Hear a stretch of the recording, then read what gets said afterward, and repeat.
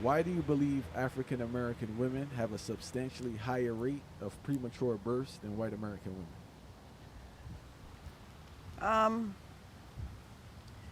Basically, stress is what in our neighborhoods is a lot of being unsupported, not having any kind of knowledge of how to carry a baby, and maybe they're doing the same things they were doing before they were pregnant. Maybe they're drinking, maybe they're smoking, maybe there's a lot of stress in their home environment, um, lack of medical follow-up or medical prenatal care, poor diet. And poor diet, I think, plays a big part, as well as stress. And stress is a mindset. It's the mindset that she had when she became pregnant, the mindset she had before she was pregnant, the mindset she carries throughout her pregnancy. And it's amazing because you see moms get angry. That's not a good thing. You see moms in certain neighborhoods getting angry and getting into fights. You know what I mean? But I mean, I don't think that's usually the case. But I just think it's a lack of knowledge and stress, because stress is not the hormone you want to be releasing into your body. That fight or flight, freeze hormone. So basically, that's what I think does that, and just the normal. Um, because in our neighborhoods and in our communities, we're met with everything in terms of racism, institutionalized racism. You know, so when we go to the doctor, doctors can stress you out a lot. You know, yeah, they do. Um, and just what's going on in your home environment. You know, and I think your mental state, like, do you what? I've known women that could not connect with the pregnancy and could not connect with the idea that they were having a baby. Or, you know, a mindset is definitely a thing. You don't want it, you're not paying attention, all those kinds of things, you know, but basically I think their concerns are ignored by medical people or overlooked, not seen, downplayed, all that kind of stuff. You read of women that had C-sections and, you know, hour or two later, mom's in a lot of pain, not normal pain, but she's being flagged like you just had a baby, you know. That's normal. It's not normal. And then continue to complain and continue to be ignored for hours until somebody decides to check them out and has found they have hemorrhaged from that C-section and they don't make it. You know, and it's the same thing with Serena Williams. Serena Williams.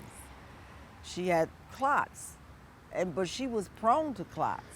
And I've known women like that too. Probably had been on blood thinners. Maybe she came off of them to have the baby. I don't know, but I'm just saying she had clots and she knew the signs. She knew how she felt. And so that should be enough, because you got to take a woman's concern as her knowing her own body versus I'm the doctor and I know more than you do about your body. How's that work? You see what I'm saying? So she complained. I need to have a CT scan. I need to see if there's clots going on because I can feel it because I've been there. And it almost cost her life. She literally had to get up out of the bed and walk down the hall after having a baby and lean over the nurse's station and demand it. You understand what I'm saying? So, yeah, and I think that having a doula will reduce that because mom is informed and doula is watching out. Ah. Do you think it's I've experienced this in education. Do you feel it's unrealistic to believe that the racism that's ingrained in our society wouldn't be present in the medical field even when we're dealing with having children?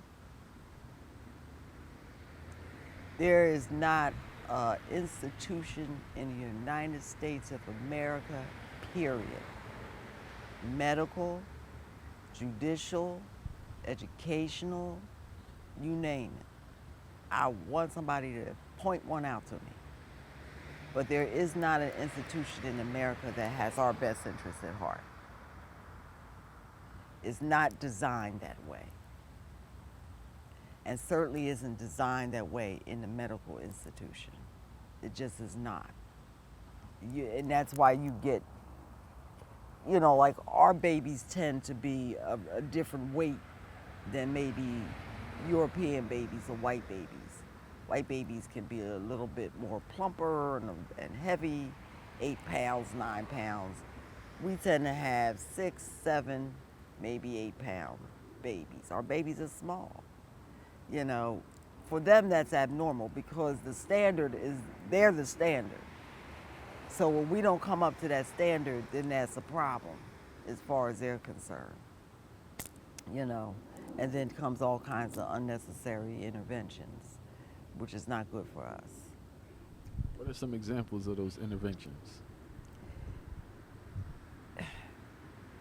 In terms of After a woman has a child and the child may not meet the European standard of a healthy baby. Okay, then you start to get that comments about your inadequacy. Well, your breast milk isn't going to be enough because your baby's kind of small. So we're going to suggest that you supplement the breast milk with formula. So those types of interventions.